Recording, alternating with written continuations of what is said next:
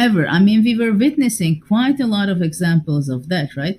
And actually, I can tell you that I'm very proud that when Reagan and Sadler was writing the book of Game Changer about it, they were pulling me out that I'm the human being who is more closest in her play than to AlphaZero than any other human. So I was very proud. Wow. That is very impressive, Judith.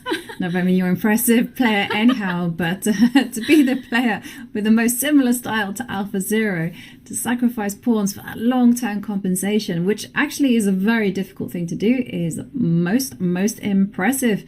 And well, we are 10 moves into the game, and we've already had a very cagey start with both players launching their opening surprises. And there we see Lei Tingjie.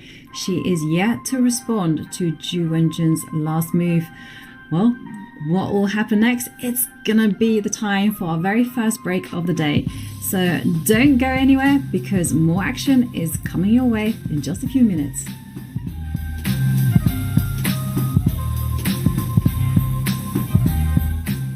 Hi, I'm Grandmaster Anish Giri, and welcome to Latvian Repertoire's 1e4. The so-called Latvian gambit is horrible. F5, knight takes e5. This is not how chess is played. He played too many moves with pawns and the queen, and didn't develop his light pieces. And if knight e4, this is a very important trick to remember. Many people fall for it, actually. Knight to b5, brilliant idea. ab, and queen g7, and after rook f8, bishop h6, queen c5, and f3, and surprisingly, queen f2 is almost checkmate, but it's not. If your opponent wants to be solid, we go for aggressive for the kill. If your opponent wants us to go for the kill, we play simple chess. And just use the fact that we have more space in the center, clear-cut plans, and nothing to worry about.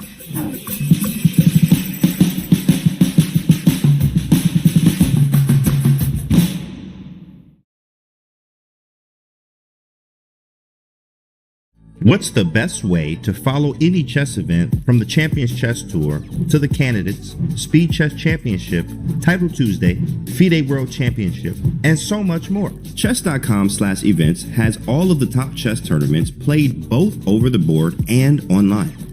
Analyze and review games from the world's greatest players with live commentary, cloud analysis, opening explorer, and table bases. Find all the key event information, including schedules, prizes, results, news reports, player bios, tie breaks, and more. Even compete by voting for your predicted results. Explore chess.com/events today on web or with our iOS and Android apps, and experience chess like never before.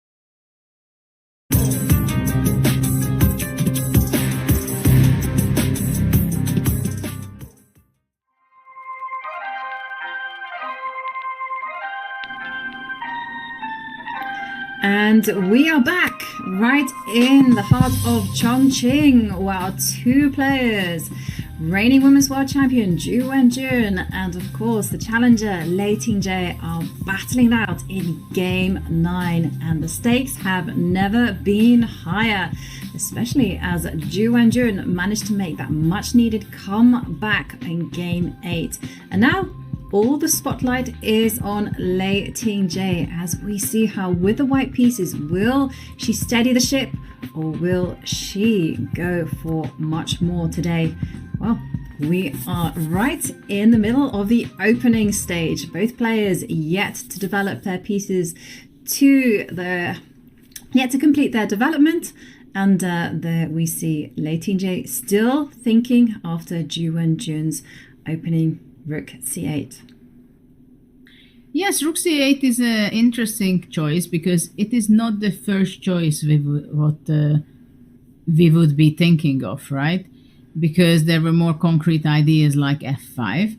But Rook C8 has its very interesting idea. And you can see that I think Lei Tingjie, she is, I don't know if she's surprised or by now she's completely out of book, but I have the feeling. The body language tells me also that somehow, okay, what is this move? What is this move? How should I be reacting? What Ju Wenjun has in her mind? And then she's realizing that, and what I've told before the break we had, that A3 is a slow move. And I still have the feeling that sometimes this one move only can give the opportunity for Black to gain somehow a very important time. And of course, C4 is something that I would be very much be playing with Black if it's possible. At the same time, if you play C4, maybe then A3 will be just a move which did not make much sense, because anyway, Black is going to be jumping not to B4, but to somewhere else. At the same time, yeah. I'm just thinking that maybe even after C4 knight, B4 is possible anyway. And knight to B4 is certainly possible. I also just saw one of the great things with the cloud database is that everyone starts looking at the position and everyone starts thinking about alternative moves. And I see a suggestion that someone has analyzed, I don't know whether it's any good, is actually to play queen to D3. Queen D3 is, I've seen such a moves before, and the idea is to go Queen G3 to somehow paralyze the bishop on F8 and not, or making difficult for Black to develop. At the same time, I can tell you that for Black is not exactly the priority right now to develop, because the E8 king can be quite safe anyway. Queen D3. Defending the E4 knight, so Black cannot jump away with her knight. It is possible, but shall we give it a let's give it a try. Yeah, definitely. Queen to D3. Because let's say Queen C7, then C4, and then Black is pushed back with her knight to B6, and the B6 square would definitely be a bad square for Black, or knight D6 also possible maybe. Yes, C4, knight D6, like you say, everything seems to be working there for white. So that's the white's concrete plan. So no Queen C7, so this does mean that Black has to make a move. And okay, we have a move in the meantime, so Queen D3 was not played. And instead, Lei Tingjie stays true to her style. She plays the most combative move on the board, and that is, of course, to play C4. I have the feeling, sometimes that Lei Tingjie, she's showing more of self-confidence, or she wants to show a higher or more self-confidence than she is having, actually. Like, I want to show I know what's going on. I want to show everything is under control. I know that I'm going to win this match. I know that I have a good position. But isn't that like the mark of a good chess player? So that when you sit down on the board and you play very confidently, you play very quickly, and your opponent has no idea whether this is preparation or it's just bluff. And I think I saw a quote from it was about Topalov saying, "You just never know. he plays so quickly, regardless. Actually, he was interesting to play with because he was not giving out too much expression on his face when I was playing and competing with him. Mm-hmm. And if you see Ju Wenjun, sorry? No, I was going to say interesting because but he's also a very quick player, right? I don't remember in the past. He had different periods. Sometimes at some period he was not so fast and he got in time trouble. But then later on, I've seen a change when he started to work. Also, I've heard with a psychologist. And what was very clear change in him, that no matter, first of all, he was not making so many draws. And also that if he lost the game, he could simply bounce back the next day. At least that you did not feel on his mood that he's afraid or he wants to make a draw. Or no, he came to the game exactly with the same spirit than before the loss. So somehow he changed his mindset. He could change with the outside help that he didn't put so much pressure on himself. It's a game. You lost. Next game is another game, which is not so easy to keep. Yeah. Yeah, no, I know exactly. I know. We read all the theory. We know what we're meant to do, but the reality is so much different. You lose your game or you mess up, and then you think, why do I do this to myself? And anyhow, for Topalov, there's a perfect example where he's completely winning. It feels like the opponent will just resign in a few more moves if he does something normal, but he doesn't. He just blunders, and then he has to win the game all over again. And it was a nice example of just never giving up and never allowing yourself go into that kind of negative spiral. And we see a very quick reaction from Ju Wenjun as she plays knight e3 as expected. It was also possible, instead of playing knight e3, to actually throw in a queen check, but time being we do see trades. And there was a nice line. So say for instance, if I take back, so instead of going knight e3, it was actually possible to go queen to a5 check, and if bishop d2, queen c7. Or am I getting this it wrong? This is a strange.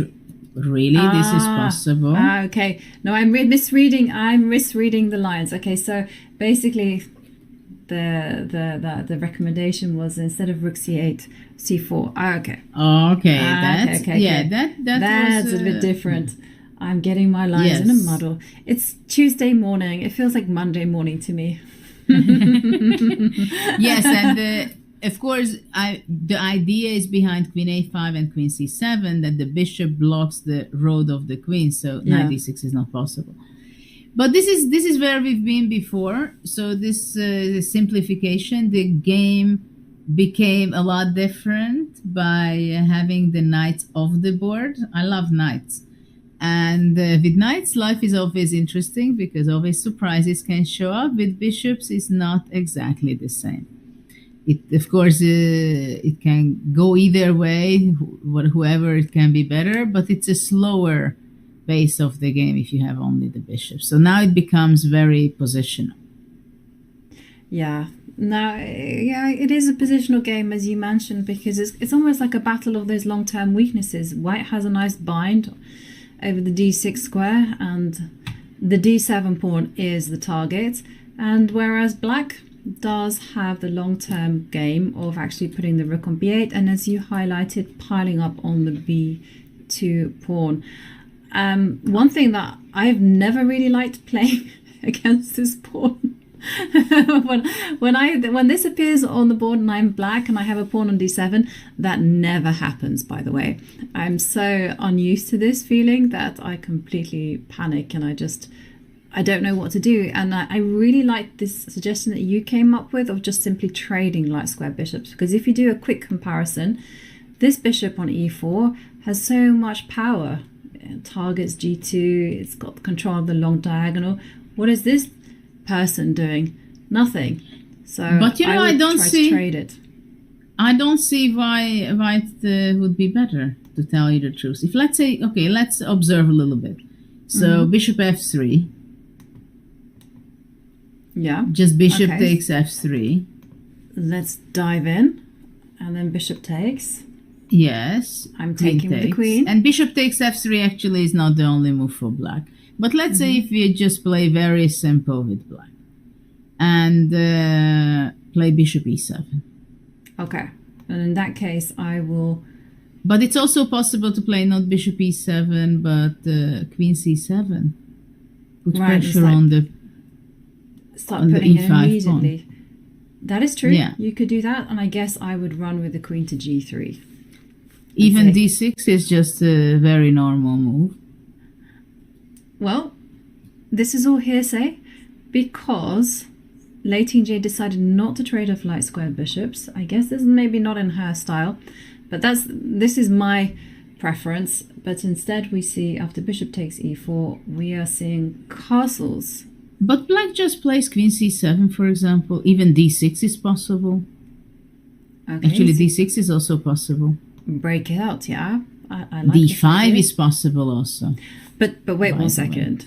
Wait, I can see the evaluation bar creeping up in white's favor, and also you are meant to develop before before you break out. I mean, Well, I wanted to break out the way that I develop. That after he takes d6, I develop with bishop d6. right. I understand. You're a maximalist. You want it all, and I don't want you to have it all. Well, of course, d6 might be a move which is premature. I mean, queen c7 is logical, also queen b6, possibly. But queen b6, after that b4, so that would be, I think, a mistake if I don't play d6. But play queen b6, then b4, so that shouldn't be the move. Yeah, because of this, b4 is in the air. So, yeah, and if you're allowed to go d6 and you get away with it, but this is definitely the acid test. How to fight that one.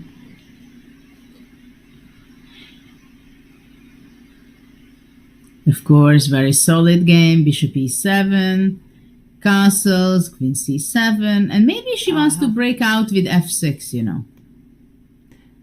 Yeah, definitely very viable.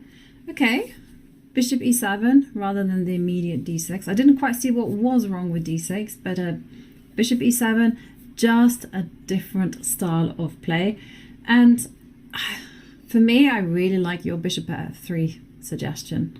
So, but she didn't. But Lei Tingjie didn't do it once, so she might not do it again. I think she's not going to do it because there would be some weaknesses in White's camp, on the b file especially, you know? Yeah, So what she I was would trying lose to time. argue. That's true. She would lose time, but I was trying to argue that the pressure against d7 is more annoying for black than the pressure against b2, because after all, you can kind of go rook a1, rook d2, just sit But there. White is and not if the worst- fast enough. I'm afraid that White is not going to be fast enough. I mean, it can Okay. easily happen that even if, let's say, White exchanges the bishop on f3, and White gets with her rook to d2 and d1, doubling on the d file. Even then, it can easily happen that Black is just moving away with the queen. Yeah, castle, rook d1, queen c7. Oops, sorry, not rook c1. It was a mouse drop. Yeah. Yeah. Rook d1, queen c7, queen e4 or something, somehow defending the e5. Black goes rook d8, defending the d7. White is pressing on d7. But what is there anything special for White? I mean, Black can also go d6 or f6, the way we were discussing, or f5, trying to get rid of the e5 Yeah. strong pawn. Yeah, unless White doesn't stop this. I mean, the only way that I can see is... No, don't stop it. Yeah, it doesn't feel like it's going to be too significant. So, So we actually have an answer as to why d6 was a mistake. I was very upset that I hadn't figured out, if we go back, as to why black couldn't break out with d6 immediately. And we are told again by our producer Vic, who has had lots of morning coffee and seems to be really on top of the game. He says d6 is a big mistake because of b4. I was wondering about this. And you can't just take on b4, because obviously a takes b4 and the rook will hit a7. And okay, what happens after d takes e5? Queen b3. Yeah, somehow taking the initiative, and it's nice. And now the rook d1s and even b5, a4, a5 is possible. And Ju Wenjun had seen that pattern before. Yes, and the thing is, it's actually very typical that you don't break out with d6 in these positions. You leave the pawn behind at d7. It's the very typical pattern of the Pausen or neo-Pausen. When you play anything with e6 having your pawn on d7, most of the time it's like at least 90%. You keep it that way, maybe even until end of the game. Because you have a weakness on d6, but actually white cannot exploit it. I mean, white cannot do anything about the d6 square after the exchange of the knights. The knight on e4 was something to jump into d6 for a long time. But once you eliminate it, it's a weakness on d6, but practically you cannot do anything with it. So bishop e7 I like. Yeah, keep it flexible. I like your idea of actually disrupting the center with f6. Yeah, it's more common than d6. Mm-hmm. It certainly is. And well, the thing is, the reason why I'm completely obsessed with it, trading light square bishops, is just basically because I feel like if white doesn't do something, what is white's target? I mean, you can't go like f4, f5. I mean, because this bishop on e4 is just too strong. And yes, you can connect the rooks and on the d line and put pressure. And I just saw a comment on chat. I'm sorry, I got completely sidetracked. Yeah, because I suddenly realized sorry, so take that away. That was my bad. I didn't mean to do that. What I want to do is that 4 bishops are standing on one line. Yeah, hadn't even dawned on me. So yeah, and so what I wanted to say, going back to my point before I distracted myself, was basically that I felt that even if white piles everything they can on d7, they're not getting through to d6, as you've highlighted. But this bishop on e4 can just take 2 steps back and defend d7 like a lion. So that's yeah, I mean, it can be very stable for black. The main idea white should be playing for, I think, is b4. If white is able to play b4, then white has an advantage. If white will not be able to play b4, then I think she's not going to have an advantage. Yeah, and just to clarify, you want to go b4 and then follow it up with b5, and then... Yeah, and to have the majority on the a and b pawns, and even possibly creating a pass pawn with a4, a5, that's a huge advantage for white. But how is it for white that she can convert or to be able to make this plan? Yeah, that's a difficult question, actually. How your move, to bishop orchestrate. f3. Your wish. Yeah, my wish.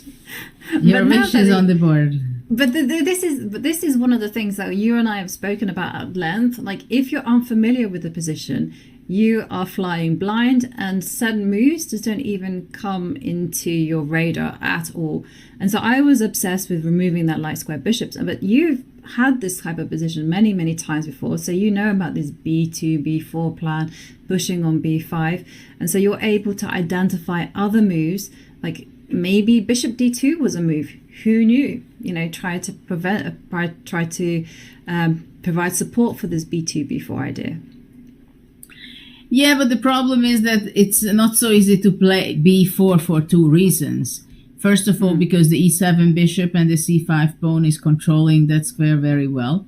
And also the other thing is that the c8 rook is basically not doing much, but one thing is good. It is good for that it's a prophylactical square for the rook, because the c4 can be taken or attacked by the rook if one day b4 is played. Yeah.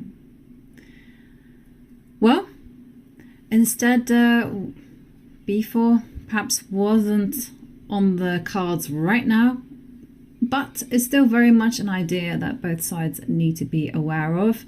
And also you should be aware of if you find yourself in this type of position. And we see Lei Tingjie play the straightforward rook a to d1, piling the pressure on the d7 pawn. Well, it's very logical to play rook d1 and after that to double the rooks on the d file. Very, very logical. So black now has to decide whether she's playing queen c7 or rook c7 and queen b8. I think that also makes some sense. I like that, I think. Rook c7, queen b8, and then even rook b7. And then to have the battery with having the queen behind the rook, it can be powerful. Yeah. But also f6 is something white has to take account all the time. I like your rook c7 move. It's very harmonious. And if you back that up with queen to b8, it's also very provocative. And I'm sure Lei Tingjie will perhaps just focus all her attentions then on the king side. Maybe that's not what's required of the position, because we have seen it before, especially in game 7, where she just couldn't resist her nature, which was just to not calculate and just play g4 and just go, let's go. She was like, if I don't do it now, I might never ever get a chance to do it. And this was a costly mistake, because she then had to grovel a draw. But there we see Ju Wenjun, she has to find a response to this plan. Yeah, she has to make a decision, right, of how she's placing her pieces. Whether she wants to put her piece queen on c7 and to play rook fd8 and rook b8, because I think the rook from c8 shortly will end up on the b5, because it's very inviting to put pressure on white. Yeah. And it will be not easy to press on d7 the way to really to have something. Because it's very stable position for black. Do you think we will just see some mass trades? Like, for instance, white will just build up the pressure on d7 in return, black would counter-strike on b2, and then there will just be more pawn trades, piece trades, and then the game will fizzle out. Yeah, it's pretty equalish, I must say. But it's not a draw. Of course, they can fight it out. And you never know. The only thing I don't like in white's position is this a3 move. Because black really can put pressure on the b5. White wants to go queen g4 or queen g3 at some point, threatening with bishop h6. So black might be just moving the rook away. So after bishop h6, it is met with bishop f8, or just go out king h8. That's the other option. But I have doubts about the fact that Lei Tingjie, she will be able to put tactical pressure on the opponent, because this is a very positional play. But I think... I was just going to ask. I was going to ask the immediate question, but first I'll let you finish your thoughts. Sorry about that, Judith. No, sorry. It's just I thought got an idea how nice it would be for white to put rook on d3, the other rook on d1 to d2, and to have my queen to d1. So to make the triple battery, there having the queen behind. That I like for white. Yeah, the cannon is very strong, and if white is able to get that, of course, that would be very powerful. And the dream would be to actually get this, and then, once the b2 pawn is under attack, you just slide back with the bishop and c1 and say, okay, Everything is perfectly defended. But okay, in light of all this kind of like white is going to be building out, and actually I was just going to ask that question now. What happens if Ju Wenjun says, no, I do not want to wait. I see I'm going to break out right now. And there we see f6 on the board. Well, yeah, this is always in the air. And I would be also very much tempted to break out with f6 and not to sit and wait and be passive there. Yeah, f6 has a lot of sense. But okay, let's say white is going to be capturing on f6, bishop takes f6, and let's say queen e2. Okay, so not let's to dive have in any, to the discovered attack. And queen to e2, you said? Yeah, queen to e2, defending b2. Yes, and going out from the f file where the black rook could cause some unpleasantness for the white. I mean, the d7 pawn is still there, standing behind, and you're not going to be playing d5, I believe. Mm-hmm. Well, now, interestingly enough, that now b4 is a real positional threat. And exactly, b4 is very much of a stress. So it's with f6, you also have to be careful. You know what you're doing. Well, maybe black can continue it with queen e7, for example. So to put little control over the b4 square. Yeah, b4 takes. I'm just going to grab it. Yeah, I was wondering whether I could get away with it, but yeah, as you've indicated. Of course, the game can be a draw in very many different ways, right? Taking on d7, simplifying, queen takes c4, white takes on a7, and then 3 against 3. So there are many ways of simplifying the position. What do you think? If you have to predict, is it going to be 6-6 and the playoff, or will it be decisive in so-called classical games? It's been so close. If I were a betting person, which I'm not, I would say 6-6, and it would be decided by tie breaks. Yeah, I understand your point. This is what I was afraid of. Though probably it would be like fire there on the playoff. But still, I hope to see some great actions on the board. This game is with small details. But I think, I'm not sure if Lei Tingjie, she's aiming for something big in this position. I'm also not sure about that either, but of course we're kind of now getting into the final quarter of this match. There's a lot of tension, there's a lot of stress on the players, and it's going to all come down to stamina and endurance. I mean, how does one even train for this? Well, it's a good question how people train nowadays for having that. Of course, I've always believed that you have to work a lot on a daily basis to keep yourself in training in every way. Because, and sometimes people ask me that, why do you have to train in chess so much, right? And then the reason is because you have to feel the position, you have to feel the nuances, you have to feel very small details, and moreover, you have to be ready to catch the opportunity when it's given. So you have to sense it very well, what is really going on from move by move. And it's a very typical situation when you don't threat with something, but by the last move of your opponent, it appeared a new opportunity. So for those things, you have to be very much alert. And of course, you have to know that you did your homework very well, so you can play calm and notice the opportunities. And we also have a question from Chris Random9 who says, Judith, have you ever played Ju Wenjun or Lei Tingjie? No, I have not played. First of all, I was not playing against ladies much in my life. Secondly, they are a much younger generation. They are not so young, actually, as some of the biggest talents nowadays. Because I think Ju Wenjun, she is over 30.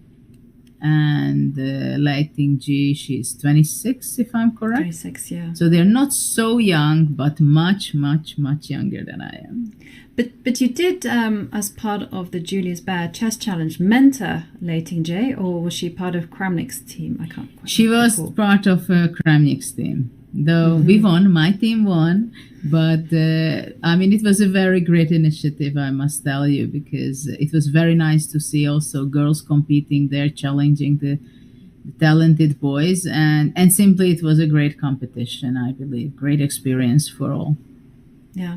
And going back to your point about training chess, I mean, first of all, I'd like to ask, how did you personally train on chess? I mean, did you just open up your cupboards, get out your wooden board and set up those chess puzzles? Or was it everything done on the computer? Well, my first computer I had when I was 15. So, and by that time I was a grandmaster.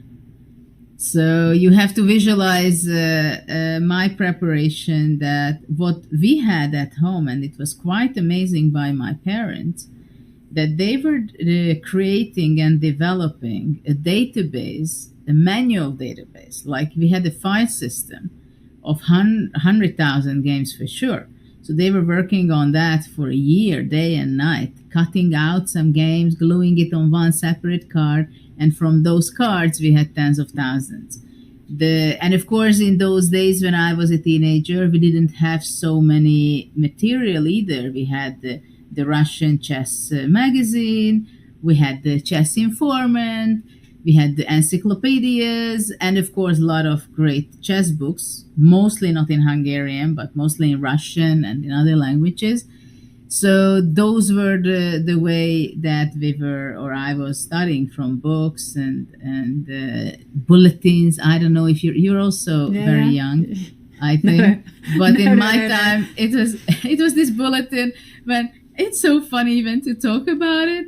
Like after a big tournament, if there was a Hungarian player or somebody, they had the bulletin every day. Do you remember it? And when you went to the game, they had a bulletin of the games of the previous day. Yes. So those bulletins, how the games went, you were fighting for that to receive it if you did not play or another Hungarian was not playing it.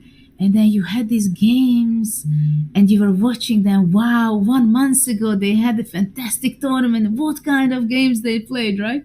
I mean, nowadays people don't know that you see everything instantly. And if there is a delay of a few minutes, you're complaining.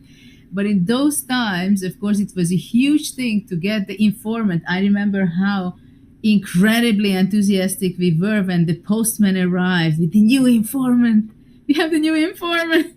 Immediately we were checking new games, analysis of Kasparov, Karpov, the big guys. So those were very, very slow life, if you think about it. So we were always looking those new materials, working out the opening from the file system. For example, when I prepared the Paulsen, I was 11, 12 years old, something like that. We just took out from the file system all the Paulsen games, sorted out the better players, and looked through how is the structure, what are the games, to discover the things. And that's how I learned a new opening, for example. And then, of course, books and bulletins and playing games with trainers or with my sisters to understand the flow of the game, how it goes from the opening to the middle game and from the middle game into the end game. Because that was very important of my preparation, to understand the positions as much as possible. because that's how you can save time when you play a game. If you understand the ideas and you sense it that A3 is slow, you don't have time for that, then you understand and you can play much faster during the game. And of course, I was solving a lot of puzzles. There were a lot of puzzle books which I solved myself. That was, and the Encyclopedia of Combinations also, of course, and many of that kind. Yeah, no, that's fascinating as well. And I think it's very instructive advice, even now, to kind of look at the transitions as well from the opening to the middle game to the end game, to understand the pawn structure, to understand where the pieces go. And I think if you're equipped with this knowledge, and then you add to that, these are the critical positions, this is how I navigate the complications, then you are kind of more or less set to go, and that will take you up to a very high level. So completely agree with you there, Judith, and I love hearing about how you trained and you certainly brought back all those memories of the bulletins fighting for the game and fighting for the information. You have no idea what it was like. We were scouring newspapers for all those relevant moments. And okay, well, talking about relevant moments, big moments, we go back to the playing hall in Chongqing, where we are 1 hour 15 minutes into this game, and it's been such a tense start. We see the players, they are in the middle game, and Lei Tingjie pausing and trying to figure out how she should react to Ju Wenjun's pawn breaks. And it's a big moment. How is she going to approach this next stage of the game? Well, we'll find out in a few minutes, because we are taking our second break. So don't go anywhere, and see you in a few minutes.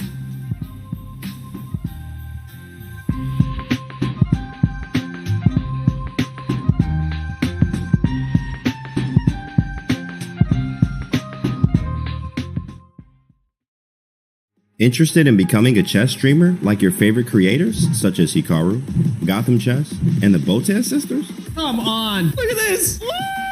Woo! The Chess.com community streamer program is growing every day.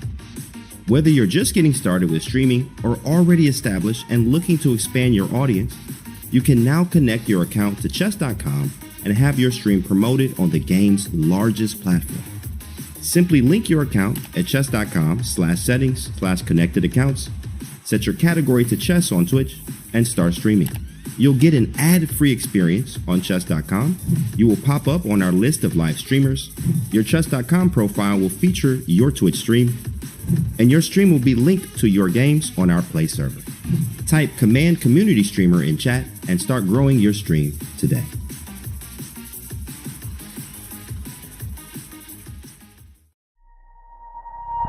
Chess.com's game review recently got a major update. Here are 4 key notes. At the end of each game review, you will now see a summary of the game from your coach, your performance rating for that game, and a quick grade for you and your opponent in the opening, middle game, and end game. We've added a new classification called Miss for when a move fails to take advantage of an opportunity, but it is otherwise a sound move. We've also changed the definition of blunder. Now a move will only be considered a blunder if it loses material or allows a checkmate. Coach will now draw arrows and highlight squares when you hover over or click on the highlighted words in the move explanation. This should make move explanations easier to follow. Finally, Coach's explanations will now reference specific pieces and threats in explanations, making move explanations much more intuitive. The new game review experience is available on chess.com right now.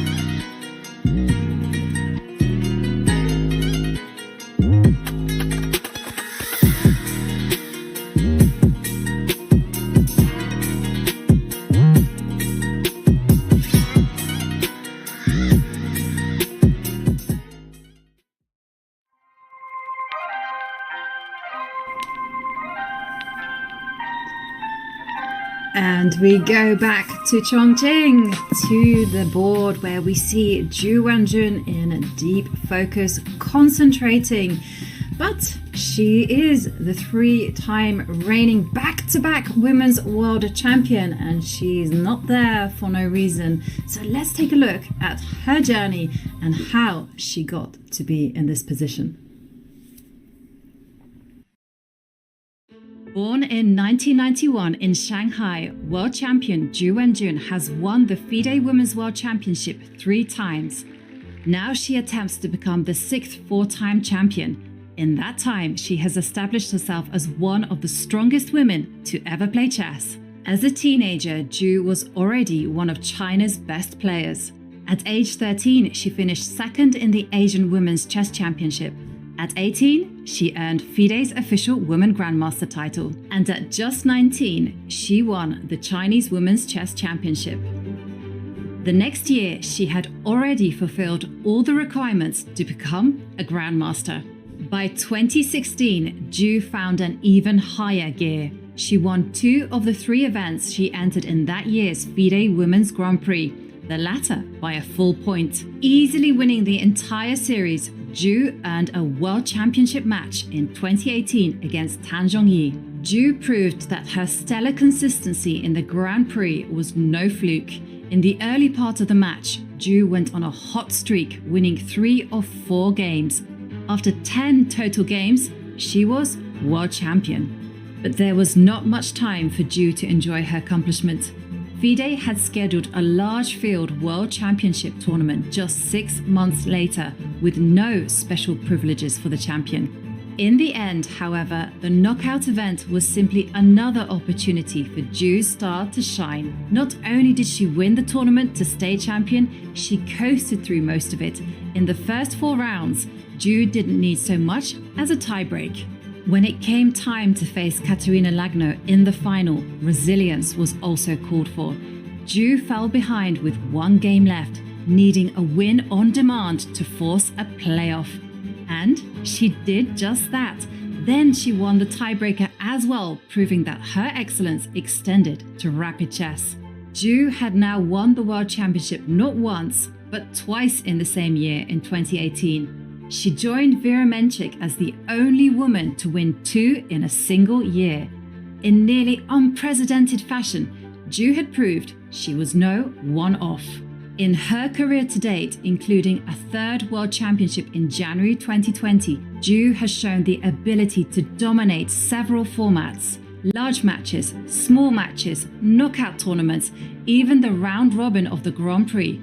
All have gone her way. But Ju Wenjun, she's too strong, too experienced to freak out and make a mistake. Whether enjoying a 3-1 run against the world champion or nearly going undefeated in a large field knockout, she is simply one of the best. The challenger, Lei Tingjie, will have to be at her best too.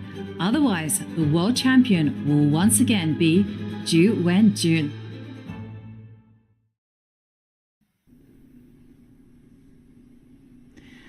Ju Wenjun there with her very impressive story, becoming Women's World Champion in 2018 and then having to defend it almost immediately just a few months later in a completely different knockout format. And now she is here in 2023 facing off against Lei Tingjie. And what's very vital for Ju Wenjun is that Game 8 she scored that much needed win. And will she continue her winning ways with the black pieces? Well, we will find out today. But for now, it is Lei Tingjie, and she has moved. She played the queen to g3, maintaining the tension in the center. And once again, the ball is back in Ju Wenjun's court as she decides what to do next. Well, she played, white played queen g3, which is a logical continuation, keeping the tension in the center. And I would think that black is not going to be capturing on e5 necessarily, though that's also possible, and that has to be checked because f takes e5, queen takes e5, and bishop f6. So this is something that white had to check. Right, that immediately, as soon as I see this position, I'm like, oh, pawn takes pawn, because that's also another one of my flaws. I'm like, oh, release the tension as quickly as possible. So shall we dive in? I've already actually inputted the moves, so we have no choice, Judith. Yes, of course, we have to go check. in and check out what is Lei Tingjie's idea after bishop f6. Queen d6, I believe, to attack the d7 pawn. And also keep attacking the c5 pawn right now. So the bishop from e7 moved away. And of course the d6 square is very weak, which we've discussed before. And even after exchanging the e5, f7 pawn, it is also stayed weak. Especially that the bishop is moving away to f6. So now black can go rook f7 to defend the d7 pawn. But do you play this? No. After bishop e7. Ah, yes, bishop e7. Yes, this, of course, will lose material on the spot. I was just banking on rook c6 being a mistake because of queen. Yes, I wanted to go queen takes rook, and that would have netted white some material. But, of course, rook f7 covers the e7 square. Yes, and that's a very important square for black. So after rook f7, though I don't like it with black to let the white queen into d6.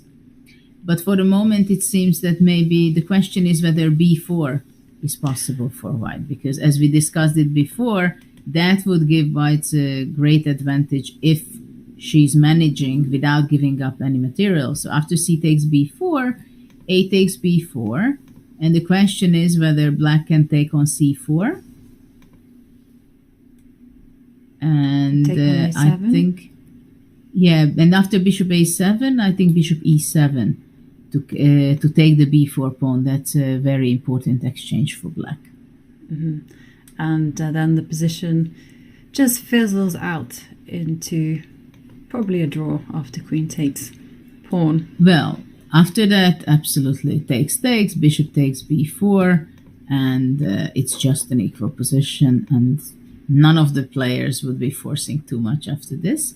So this is not really possible. It becomes kind of forced. I would think that this game will end in a draw. What do you think?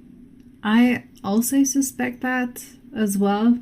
And the fact that Lei Tingjie played queen g3 is indicative that she is in a peaceful mood. She's focusing on just regaining some of her momentum, you know, getting a few draws, because they always say that it's really good advice, you know, that you lose a game, the first thing you should do in the next game is just steady the ship. Just play quietly, get that draw, and then once you've got that one under your belt, you feel less pressure and you've got some distance between yourself and the loss, and then you can fight on the next game on a more even footing. Do you think that's good advice, or do you think that one should always try to bounce back? You know, it is so difficult to keep and to stay healthy in your mind, to understand that what is the amount of pressure or fighting spirit you want to put into this game, and how much is the willingness of making a draw. Because and these are the things which are extremely important for a competitive player, and that's why these two ladies are sitting right here, because I think they are extremely well prepared in their mind. They can keep the tension very well. This is also very important because, for example, for Ju Wenjun to have been collecting 3 times the World Championship title in different formats, especially after the first one, it was like 6 months that she had to defend it again in a completely different format, in a knockout format. It shows very well how resilient she is and how much she can cope with different challenges, whether it's beginning of the tournament, whether it's a different format, whether it's a different time control, whether it's a very special situation, whether it's a surprise in the opening. You can see that for being there, you have to be all this very special character of being a competitor. And of course, don't forget that you have to have great nerves for being able to be here. Right. I mean, I completely agree with you. I mean, these two players are just outstanding in every single sense of the word. But there's also another point that I kind of want to just talk about. So they've played very tense, very long games. I don't think there's been a single easy game. And now we're drawing into the final part of the match where it becomes about endurance, where tiredness is about to kind of kick in. Is it a good idea just to take a very short draw, or just to play an easy game in the sense that there's not that much tension, it's very simple, and then just recover your strength and then kind of save your energy for the final games? I don't think, and I don't believe in a match of this stage, especially in an earlier stage. I think it's easier to say that, okay, we make a draw, I don't want to push it. But at this part of the match, when we enter into the final 4 games, I think they both have this, that, okay, I don't want to push everything, and I don't want to win by any means, but still they want to fight, and they still think that, okay, hope the other one is making a mistake. Keeping the tension is a very important part in this match. And like before the game, I'm not sure any of them would be happy with the draw. Well, probably Ju Wenjun, yes, because she's playing with the black color, and of course to play with white, it gives you a little advantage if you're well prepared. But to play for a draw, for example, it's always very, very dangerous. It's very dangerous. It only works if your opponent would also play for a draw. Then it will be a draw. But I remember quite a few games when I thought, well, not so many because I learned it very fast. If you want a draw, you play a normal game. If you play for a draw, there will be many occasions when you see that you're going to get in trouble. Then you get a surprise, you panic, and you lose the game. So it's not so easy just to play for a draw. And if you play for a draw, you decide that I want to make a draw, then don't play that, okay, I make a move, I want to draw, but okay, let's try this or that. No, if you decide that you want to draw, then go and show it that you want to draw. Exchange, simplify. It looks very bad. It has a very bad looking game after that. But if you want to make a draw, then go for a draw. Don't make it that I want to draw, but I want to play. I want to show that I still want something, No, Yeah. you have to be very clear in your mind what you want. You can't have both. To play extremely safe and have the draw in your pocket during the whole game, but also I'm playing for a win. No, you have to be very straightforward. And I completely agree with you. And there we do see the pawns get traded off and the queen come to the middle of the board. And of course, the queen gets duly kicked away. She can't step forward. And we are anticipating that she goes to the d6 square to attack d7. And there you go, on the board. And going back to your point about playing for a draw, there, Ju Wenjun. So I got distracted by bishop takes pawn. I was expecting rook f7, setting some tricks, but Ju Wenjun saying nope, she is going to capture on b2 and allow white to go bishop takes pawn on c5. Yeah, I wonder what black wants to play after bishop c5. So the candidate moves. You've got queen takes pawn. So choice for white, and there's also bishop takes c5. And let's pull up the analysis board and have a look. So the point is, as Judith indicated, that say you move this bishop or whatever, queen takes rook is a big threat on the board. I believe black wants to go rook f5. What do you think? Rook f5 or rook f7 simply? Yeah, so rook f5 attacking the bishop, and I'm sure it's not going to come as a big surprise what move I'm going to suggest. Bishop takes a7. I see it. I take it. Actually, I don't understand really Black's decision why she took on b2. Because if, let's say, rook takes c4, then queen e6 check. That's a possibility, right? Well, yeah, I don't know if white can get anything, because takes on e6, rook d8, rook f8. And the a3 pawn is weak. It's going. I don't even see a way to maintain it, because this bishop on a7 is under lock and key. So for instance, as you've highlighted, king takes, and then it will fall off. So rook f5, rook takes c4.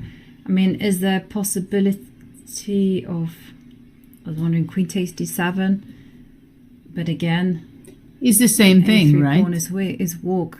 Yeah, exactly. It's weak is what I wanted to say.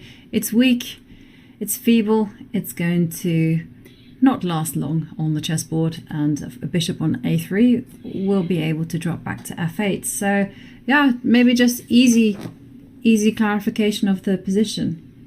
Yes, I believe that Ju Wenjun would be kind of happy now to make a draw, simplify, not a long game today, and then focus with her 2 wide games in the next 3 games. And of course, I must tell you that I believe that the draw today would give a very good position to Ju Wenjun. Because having 2 wide games out of the last 3 games to play with the white in the last round, it always gives a lot of stability, kind of. Because even if she would go behind in the match, when you're white, you know that you have to win. So I think she must have been happy, or at least I would be happy to know that I'm playing with the white pieces in the last game. Because I will decide whether do I want to fight it out and sharpen things, or just a very solid game yeah. draw. And I also think that's exactly the case. Ju Wenjun will have the advantage of the white pieces, and she will control the nature of the game. Having said all that, Lei Tingjie, she does seem to be quite resourceful for Black. I mean, as Black, I don't think she's really been in too much trouble. And Ju Wenjun has shown a lot of creativity with the Black pieces in recent games, switching from e5 to Caro-Kann, and now to this Sicilian variation, but not the same flexibility when it comes to the white pieces.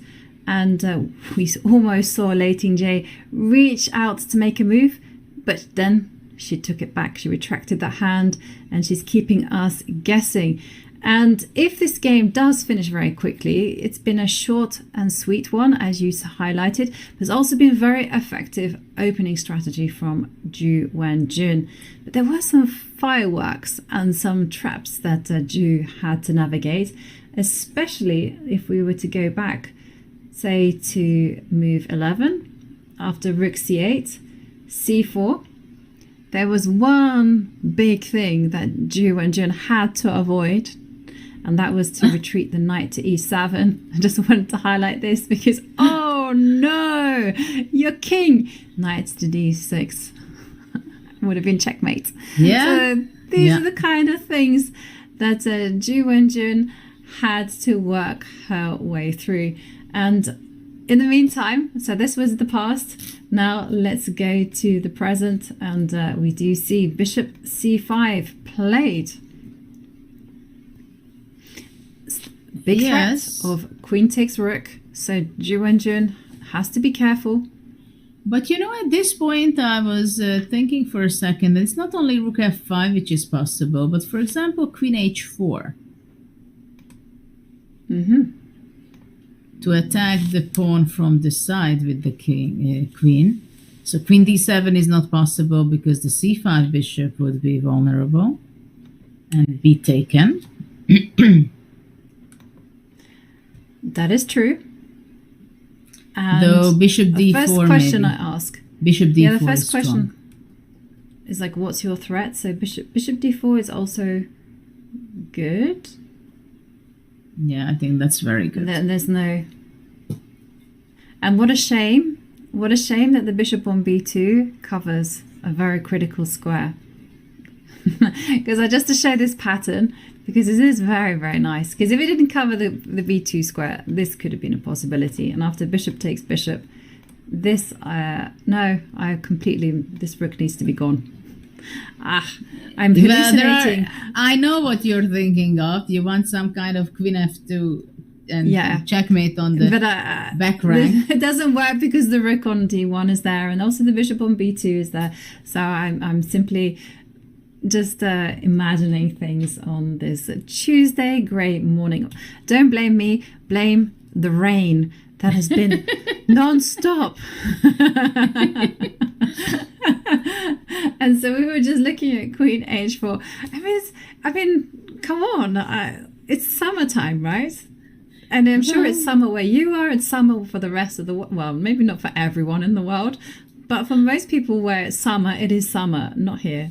It's 14 degrees and grey skies and non-stop rain for 3 days. So if I'm a little bit off center, it's because of the weather, says the Brit. Well, this is what the ladies playing, they cannot say. No matter what weather they have, no matter what conditions they have to fight the best moves. So queen h4 I'm not happy with because of bishop d4. So still I believe rook f5. Yeah. What about, still rook f5, sorry. I don't see anything better. Yeah. Okay, what happens if you... Okay, I have an idea. So last time I got greedy with bishop takes a7. And you successfully shown to me that sometimes greed isn't necessarily the best course of action. So this time I just move my bishop out of the way. I'm thinking... The thing is though, after bishop b4, you're certainly going to kick me away with a5, right? I can't maintain my bishop on this. Well, you asked for it. Defensive. Yeah. Because you really do want the bishop on b4 just so it keeps an eye on the a3 square. But if if I grab once and after you grab here, I just say, okay, fine. Rook, she's reaching for the rook, but it wasn't rook f5 played. It was instead rook f7. So not as active or forcing as the rook f5, but nonetheless a valid continuation. So yes, it has also a lot of sense. It's just defending the pawn on d7 and still keep it. The c8 rook is very well placed. This we were talking already. And now if bishop a7, black takes on c4, the a3 pawn is a passed pawn, but a weak one. So there is a very good chance that it can fall off at any moment. So black has a completely good position. Even I can say that it's at least as dangerous for white to play on. It's not a position where you say that I'm better with white, it's only me who can play for a win. No, if you put pressing it too hard, you can get in trouble also. And so can I just put you under the spotlight and ask, okay, what happens after queen takes pawn? So well, I think we transpose. We still go. We transpose to the endgame. Yes. Pawn takes, rook f8. And if this happens, I think rook a8.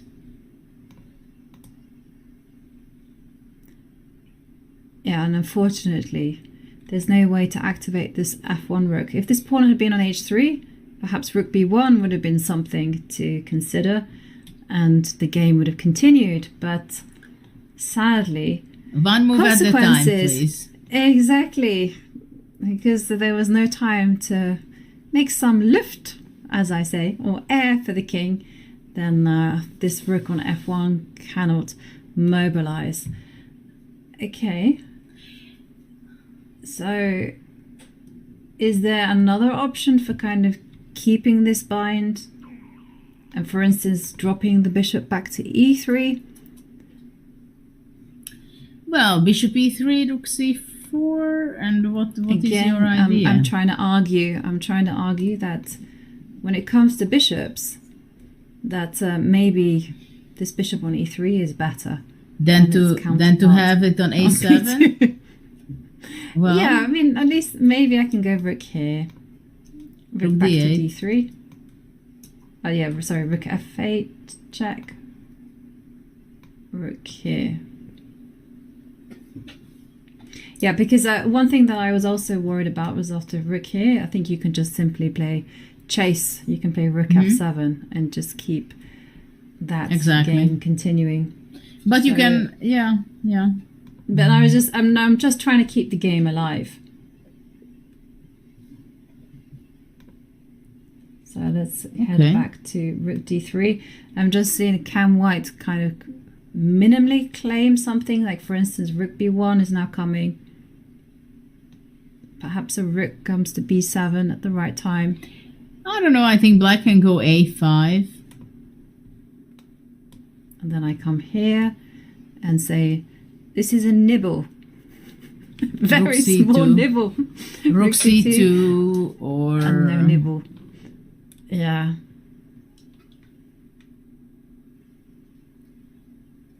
Maybe tiny something. Also, instead of rook c2, if black just goes back bishop f6, I don't see really big opportunities for white, because black is defending completely the king side with the bishop on f6. c4 rook is standing very active and very nicely. And if I can play a4, let's say... Yeah. I see Ju Wenjun, she feels very comfortable. She's happy with her position, that it's very balanced. She's confident that she's not going to have any trouble anymore in this game. And we can't say that she had anything so far. It's just a very balanced game with not too much excitement, I must say. We've seen the last previous two games were much more heated up. But this game is seems to be that most likely it's going to be kind of a simplification, entering into a draw, putting more pressure on Lei Tingjie about can she take the lead again, or Ju Wenjun can take the lead. I mean, you never know. But one thing is sure, that with this draw, the world champion will go one step forward on her favor. The situation. Yeah, as you pointed out, there will be 3 remaining games, and Ju Wenjun will have 2 whites in those. So that's a very important point. And Lei Tingjie, she'll surely be very disappointed if this game finishes in what is a very easy draw. Now, people at home might be asking, well, if it is a simple draw, why can't the players just offer each other a draw? Well, the rules of the competition state that no, you cannot. The players can only offer draws after move 40. Before that, they will have to find a draw by repetition. Yeah, this is a very interesting rule. And I remember the first time I was dealing with something like this, it was Linares, I don't know, 20-something years ago. Because already at that time, there were a lot of talks that the top players, they were sometimes not having such a fighting spirit, because they had such a respect for each other. They were working so much on opening theory, and at the time, computers were not so reliable at all. So we had this, I mean, I was not making quick draws really, but there were players, I remember, like Anand versus Kramnik, move 14. They put the opening preparation and they say draw. And there was a huge frustration from the organizers, because they say, we pay to see a game. Nobody has to perform to win. It's not in the contract, of course. But one thing is that you come there to play and give this show of 2, 3, 4, whatever hours. It can be a draw, of course, at the end, but you have to play the game out. And at that point, the organizer, Mr. Rentero, decided that, you know what, I don't want in my tournament quick draws. So if nothing else works, I'm going to be forcing the players signing the contract, including that you cannot offer a draw and you cannot make a draw under move 40. And it was kind of strange, you know. It was very strange because I remember that I was kind of outraged that how is it possible that I have to sign a contract that I cannot offer a draw before 40? I'm a fighting player. What do they want to tell me? I was kind of insulted, you know. But it has kind of like some interesting implications, like in not just professional chess, but also just in big tournaments as well. Because before, you know, you used to be able just to agree a quick draw whenever you wanted to. And now it's not so possible because there's no draws allowed before move 30 or now move 40 is quite a common thing. And we see Lei Tingjie, she's not satisfied with the lines after bishop takes pawn. So that is why, again, she maintains the tension and she now moves the rook to attack the bishop. But you know, there is a reason, because if we can go back just a moment, because instead of rook b1, the move bishop a7 we were watching, rook c4 was not the best move, I believe. So after rook f7, rook f7, bishop a7, queen c7 was the best move, I believe. And then maybe black is taking over because black is forcing to exchange the queens, not losing the d7 pawn. So black can exchange the queens. After that, take the c4 pawn, and probably the a3 pawn can be vulnerable and weak. So in this case, it would be maybe even more dangerous for white to play on. And I think this is why she played rook b1. But after rook b1, black can simply eliminate the bishop from c5, because now rook c6 is possible, as there is no pin anymore from the rook on d1. And then white, oh, look at that! I think rook b2. Rook b2 anyhow. Yeah. Wow. I only saw this because the evaluation bar went up. Oh, look at it. Oh, look at that. What a trap. What a trap set up by Lei. Look at that. Nice tactics. Well, they are not in that chair for nothing. No, it is very nice tactics.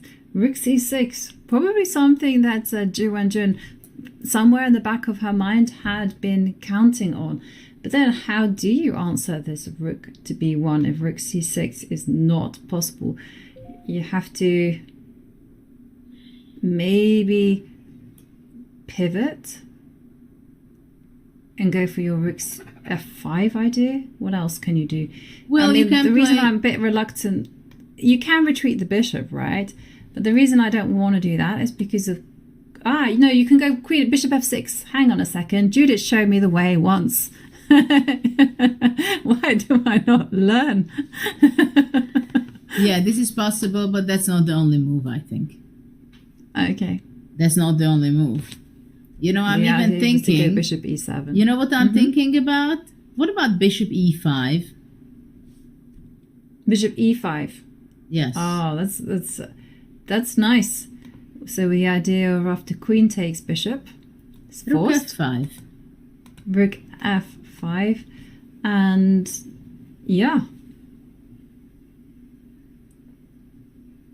no way back from that one. I guess you have to go. I guess queen d6. Yes, but then rook takes f to c5, and it's not black who will fight for a draw. Well, it's not white either. But okay, rook b7, rook c7, so it starts to become very drawish. Yeah, but there's still some fear for white, right? Because on account of this pawn on c4, which is just completely weak. Because you were looking at rook and the rook c7. I don't know which rook. Probably this. Yeah, why not? Or maybe I'll curl up into a ball. yeah, and do it this yeah, way. yeah. I agree with that. Yeah, Just, I was worried about rook fb1, and but you can worry Yeah. even now. Now even rook fb1 will be played anyway. right, but then you do have moves like Rook c4, rook c4 now. and then go back. Go rook c1. Yeah, yeah. But I guess even then, you could be super calm about it and go h3. Yeah, but you go back, rook 4 to c7. Ah, yes, you do. Bishop Yes. e5 is a tricky move. Mm-hmm. No, bishop e5, very tricky. Tricky idea. Okay, so let's go back. So this was Judith's suggestion. Bishop e... Whoops, not that one. Rook b1. I'm just... Bishop e5.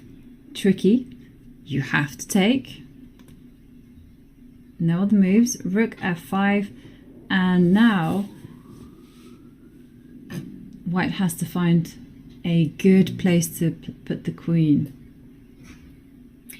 Yeah, because I was wondering if it's possible to sacrifice the queen, but I think that's not enough for white. To go bishop d4 or something. I mean, there are a lot of squares, but I think if, let's say, white would be able to play, I don't know, queen f5, ef5, bishop d6, and c5, that would be another story. But after bishop d6, rook c4. Yeah. But if white would have time for c5, then I would go for the queen sacrifice, maybe. Mm-hmm. I respect my queen too much. I'm always very afraid. You don't give up queens for positional compensation? I've done it a handful of times. I remember I once spent about 40 minutes assessing like a queen versus three pieces. And I remember everyone was like, look at me, they just like, just do it. And I was like, no, because and then only once I had figured out exactly how the three pieces would coordinate, then did I have the courage to sacrifice my queen. No, it's like my favorite piece. I don't want to give her up. I understand. I was also sacrificing in my life mostly to give checkmate, not for positional sacrificing. But sometimes it can be very, very nice. Even not only for two pieces and one pawn, if those pieces are really active and powerful and controlling and your pieces are active, sometimes it can be incredibly powerful. Yeah.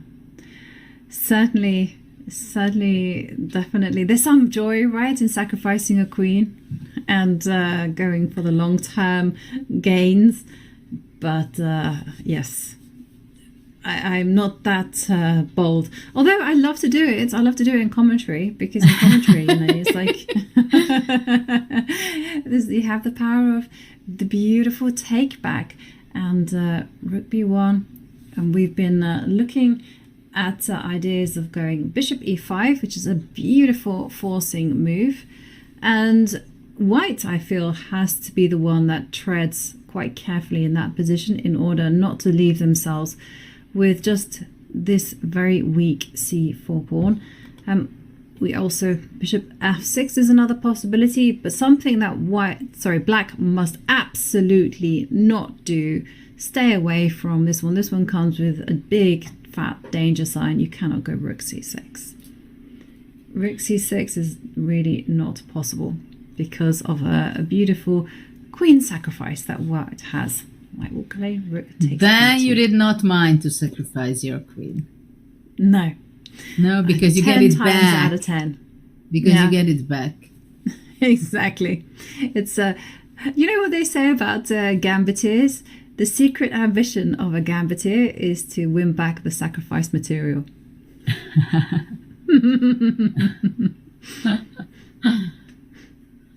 Yeah. Yeah, I never minded to sacrifice, to give up material for my tactical ideas. But was that because you studied a lot of tactics right when you were a child? I think so. Right from the beginning? Well, I Yeah. think because I studied a lot of tactics, a lot of puzzles, a lot of solving, and also because I was successful with it. Hmm. And of course, if you're successful with the way you play, then you stick to that. Yeah. It's simple as that, I believe. And how did you manage to kind of, because obviously you were talking about how you were a tactical player, how you weren't very careful with your squares, but you know, how you obviously, to be the best, you actually have to have a very universal style. You have to be capable of playing well at any type of position. So how do you round off your style? Well, first of all, they gave me some good lessons, and I burned myself with my weaknesses. And you know, you learn sometimes slowly, but sometimes some examples are enough, and you realize that it's worth looking after the weak squares, or not to give them to your opponent, because if you play against a strong one, then you make a mistake, a weakness, and then it's there for the rest of the game, and they punish you. So I think basically this was the biggest lesson I've learned, and that's only after that I started to look after the positional element of chess as well.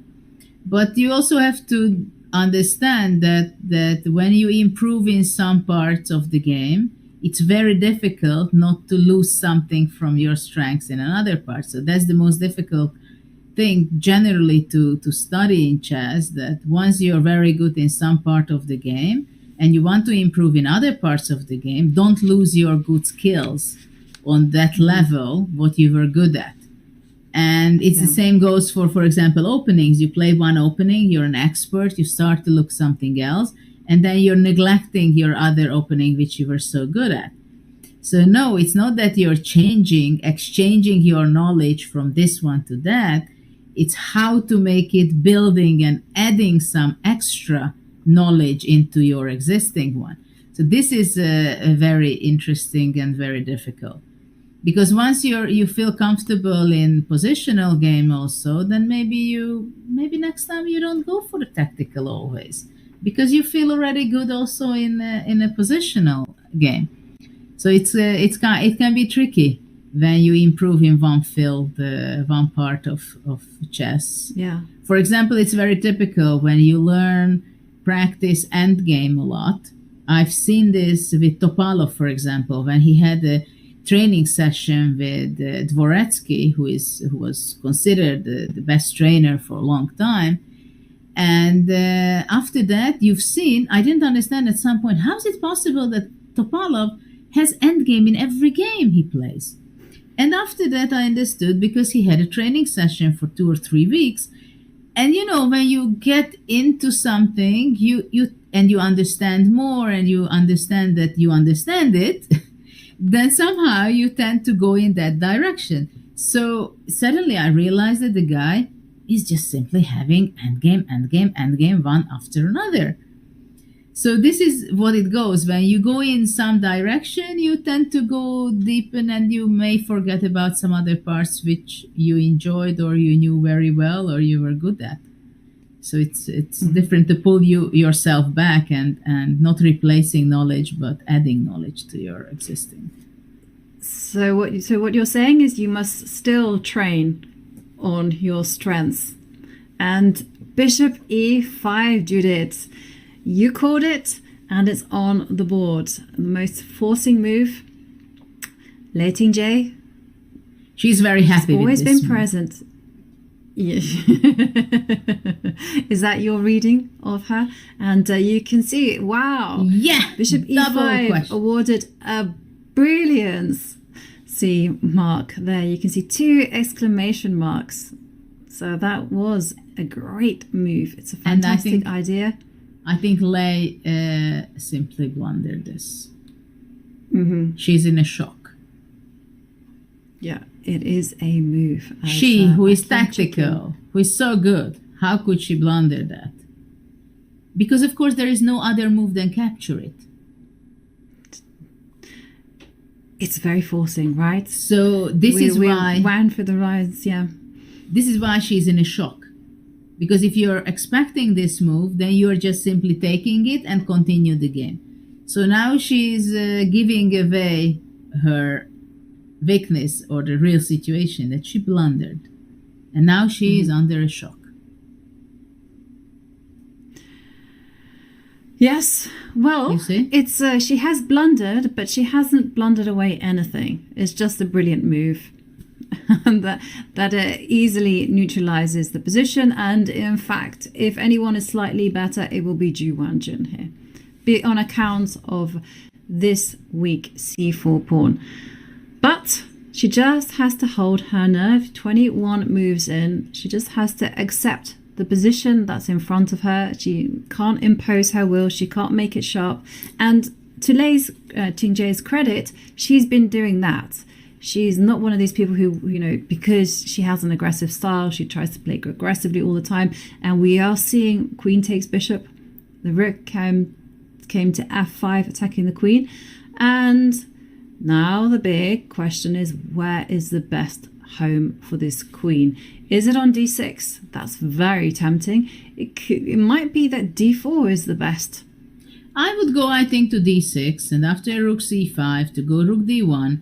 And I would understand that, okay, this game I don't want much anymore. I want to simplify, shake hands, and rest. And focus for the next game. There is not much white can do. I think you have to understand. And sometimes it was, for example, not easy. Let's say I wanted to play the game, and then there is a point where you can fight, you can play, you can... do whatever you want, but the best thing and the most professional thing to admit that this is what I got from today. Now don't fight. There is not going to be chances anymore. Try to look for simplification, even if it looks bad, even if it looks like you're fighting for a draw, but just do it. Just do it. And does Lei Tingjie get any style points if she finds the flashy bishop b6? Oh. Yeah, flashy bishop b6 I like. I like it too, because at least you might make your opponent jump out of their chair as they think, but I did not consider that move.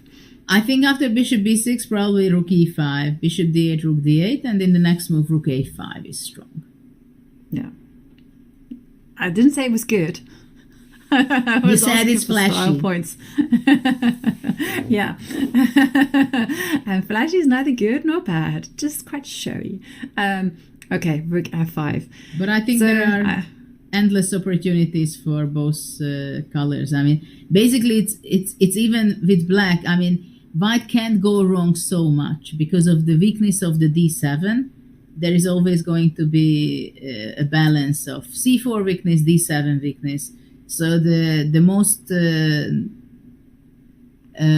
realistic outcome of this game is that in the next 8 to 10 moves, everything is going to be simplified. Rooks, pawns, and draw. Yeah. But maybe I'm going to be wrong. No, I don't think you're wrong. And that is the answer to Copa Sadik's 11th questions. And how is it a brilliant move? I'm new. Now, copacetic is a word that Dania Naroditsky used. I have never heard of it in my life, but it just means that it's a good move. And anyhow, so bishop e5, and so okay, I actually have a definition on this double exclamation mark. A brilliancy at chess.com is calculated when a piece is sacrificed and the position stays the same or for white or gets better. So this is the point. It's a sacrifice. It's a short-term sacrifice for black, but the position stays the same for white or black or gets better. So here in this case, the sacrifice really just improves black's position, because after queen takes bishop, rook comes to f5, the bishop will be regained, there will be harmony in black's pieces, and it was a great positional evaluation. Well, it's always nice to see if we have new audience. But I would also add that the amazing and brilliancy move is about unexpectedness also. That it's not natural. It's just comes out of the blue, right? From nowhere. It's just, wow. It gives you this impression after bishop e5. And these are the moves I liked very much always in my career. Whether it was good or bad, so at some point I didn't care. I was just so tempted to play it. But of course, with time, I was more trying to go on the brilliancy, on the positive side of the amazing unexpected move than just an unexpected great idea and showing my creativity. Yeah. And talking about brilliant, unexpected, surprise, I think it's the perfect time for us to take a break whilst we leave Lei Tingjie with the white pieces, pondering how she is going to be dealing with this surprising resource that Ju Wenjun has just found. She has 34 minutes to think, and I'm sure she'll take her time while she considers where she's going to put the queen. And we will find out what approach she takes in just a few minutes, and we're going to leave you on the other side of a break.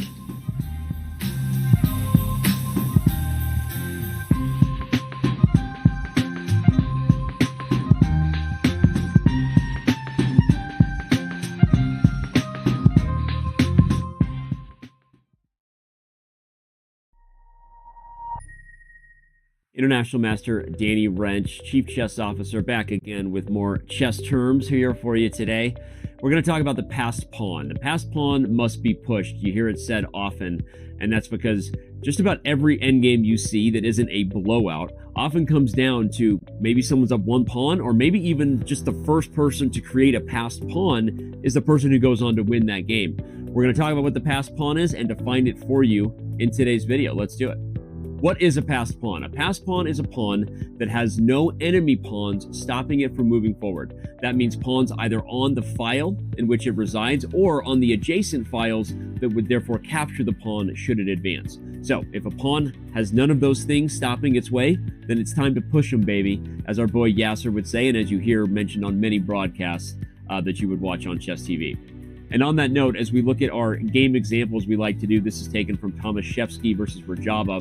Here, white plays the move b5 exclam, which highlights again, it's not how many pawns you have, but who's going to be threatening to get a queen first. After black takes it, white pushes forward with gusto, and because the rook can't blockade the pawn due to the light square bishop, this game is already over. Black is going to have to sacrifice the bishop for the pawn on b6, and white would simply be up a minor piece. Note that after the first move b5, should a takes b5 have been played, white would have pushed this pawn and then trapped the rook on a7, showing the power of the passed pawn.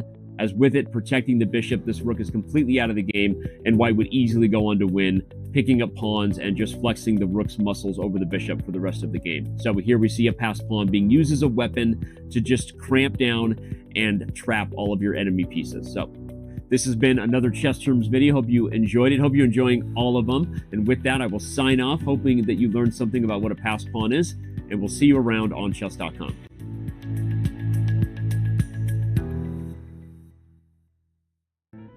Okay, if I lose a game before I go to sleep, I have to play until I win. And once I win a game, then I will play another. Why isn't my chess rating going up?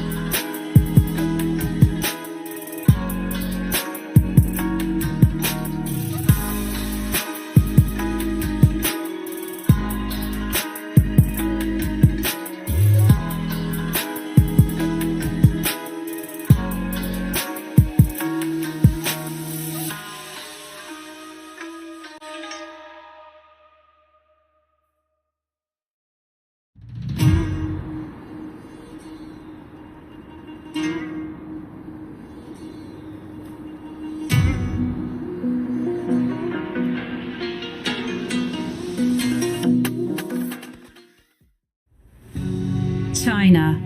The world's oldest civilization was born here. Thousands of years later, it is one of the world's chess powerhouses. For most of the past 30 years, China has held the most prestigious title in women's chess. The legacy of the Women's World Championship is rich. Menchik, Gaprindashvili and Chibodonitsa, Kosteniuk, Xijun and Ho Yifan. Now, three-time world champion Ju Wenjun is defending her title once more. After vanquishing the likes of Katerina Lagno and Alexandra Goryashkina, another rival awaits. Challenger Lei Tingjie had to defeat 3 grandmasters in matches herself to get here. In the first 2 rounds of the candidates, she took on sisters Maria and Anna Muzichuk and won. Then in the final, she beat former world champion Tang Zhongyi. And that's it! Resignation! Lei Tingjie, the winner of the 2023 candidates finals. Will Ju Wenjun defend, or will we have a first-time champion, Lei Tingjie? Half the match is in Ju's hometown of Shanghai, half the match in Chongqing, where Lei hails from. Who will win and claim their share of the €500,000 prize fund? Welcome to the official broadcast of the 2023 FIDE Women's Chess Championship.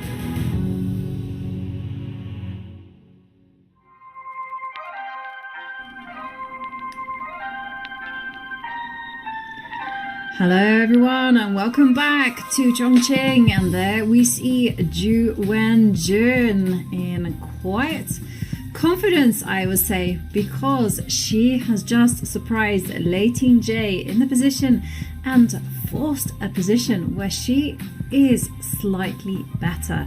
And now the shoe is on the other foot, as we say in English, and Lei Tingjie now deep in thought, trying to figure out where to put her queen. How can she neutralize Ju Wenjun's potential threat against her weak pawns? Well, it has been a tense game. It might be short, it might be heading for a draw, but that doesn't change what is going to be happening in the match, because they are currently even. And a short draw will certainly favor the reigning Women's World Champion. Well, I think it's also important that Black has more time, because we always talk about time as well, how important it can be and how much it shows who is in what form, or moreover, how do they feel exactly during the game.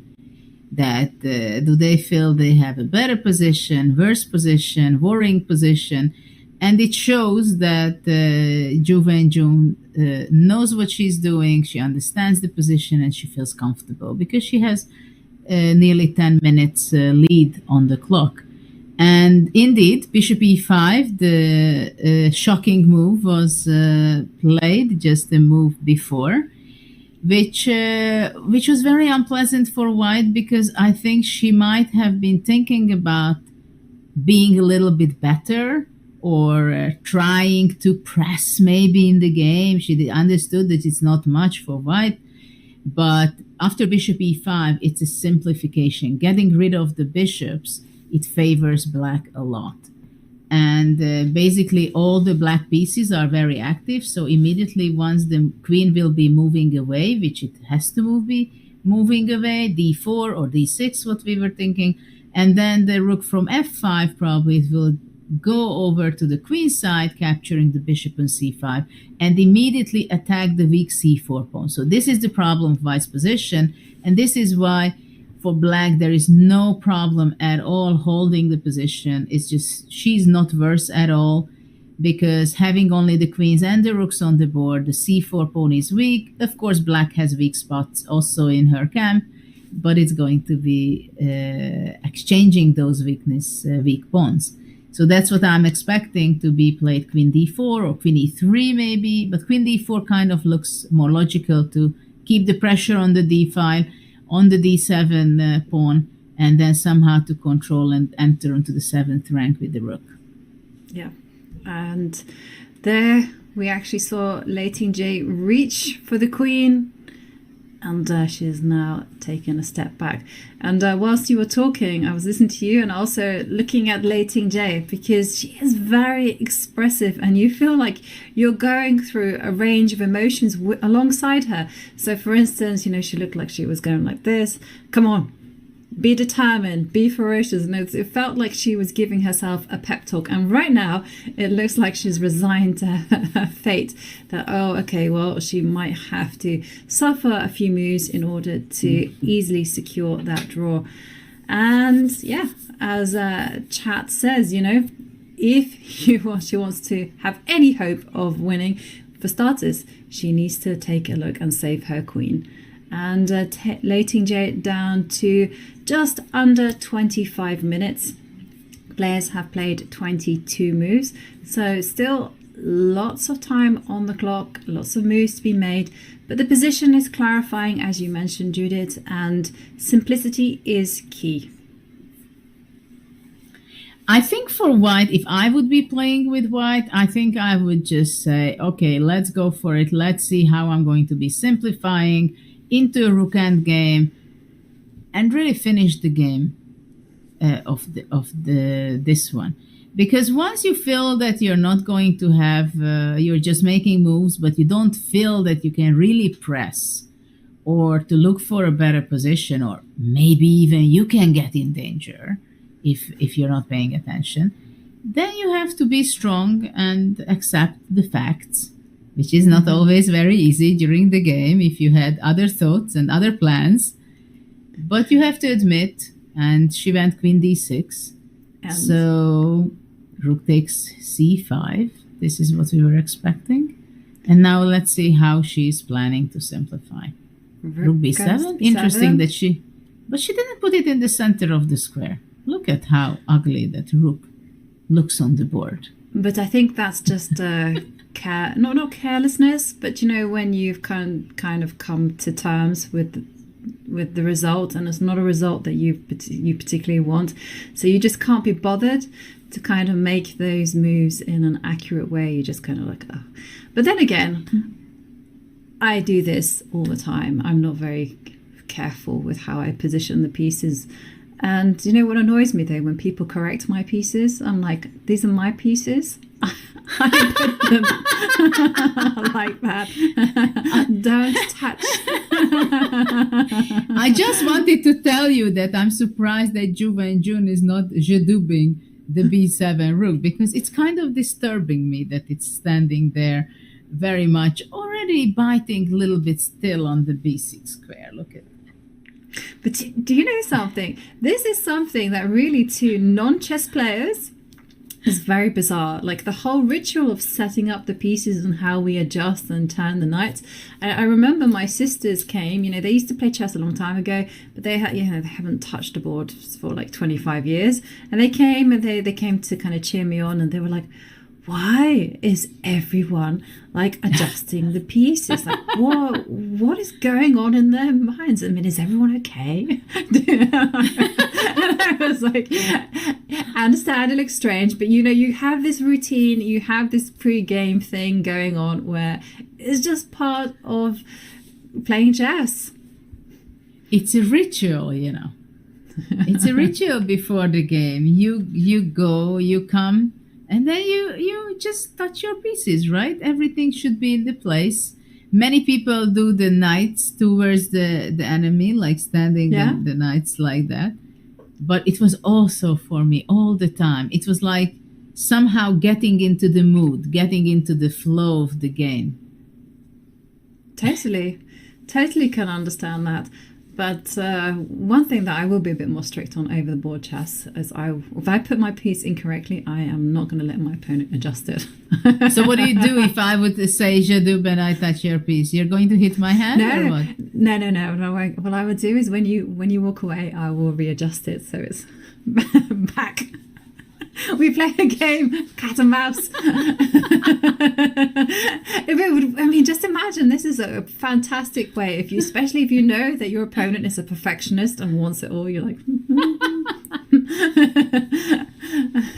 anyway, that is just me being mean, a bit devious. And no, definitely no Ju Wenjun Shadubing adjusting that piece.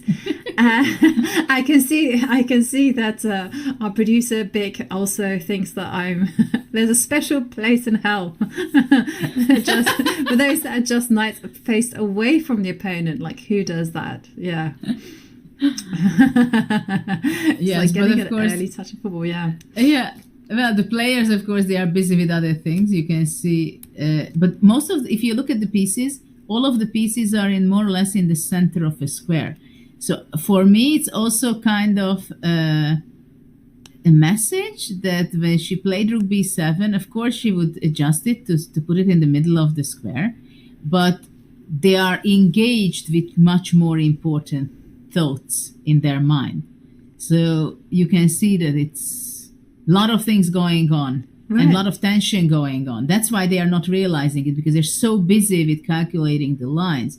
Otherwise, if it would be move 8 or move 10, I think it would be obvious that you adjust the piece. But right, this is not an ordinary chess match. This is not an ordinary game. This is the Women's World Championship match. There's so much at stake.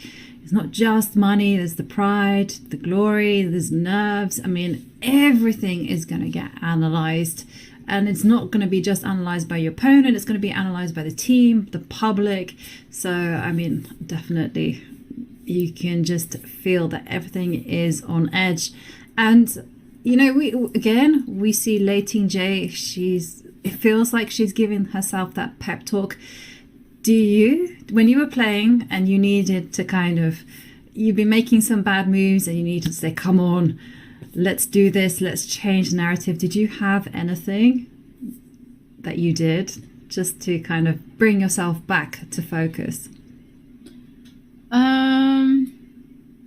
Not really. I think I went for a walk sometimes to get back on track in the game, to get back onto focus, especially when there was a change of structure, or even when I blundered something, because it's not so easy to get over on that when you blunder. I mean, this bishop e5, she blundered, but it's not the end of the world. It's not like she has a worse position. It's not even that she had such a amazing other opportunity if she's not allowing this. It was anyway pretty equalish position. The only thing that you're not happy with yourself, that you don't see something and your opponent see that move, right? So it's just not a nice feeling.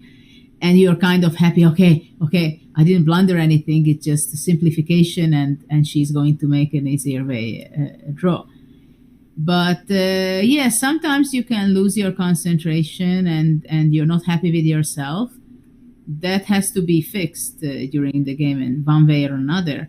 But I always try to tell to myself whatever happened in the previous moves of the game, because of course when we play you can easily have a good position and then in few moves you lose your advantage or even winning position.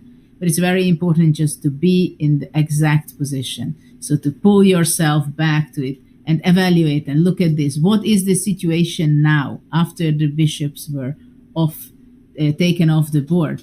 Because it's very important to evaluate. Mm-hmm. So would you be playing on and play for a win with white, or would you be playing for a draw here? No, I would be backpedaling as furiously as I could, because, I mean, just looking at the pawn structure, you know, I've said this before, I'll say it again. I don't know why I tell everyone my flaws and my weaknesses in my game, but, you know, I do. I still am a chess player, so you can use this knowledge against me. But I would be terrified about bad things happening to this c4 pawn.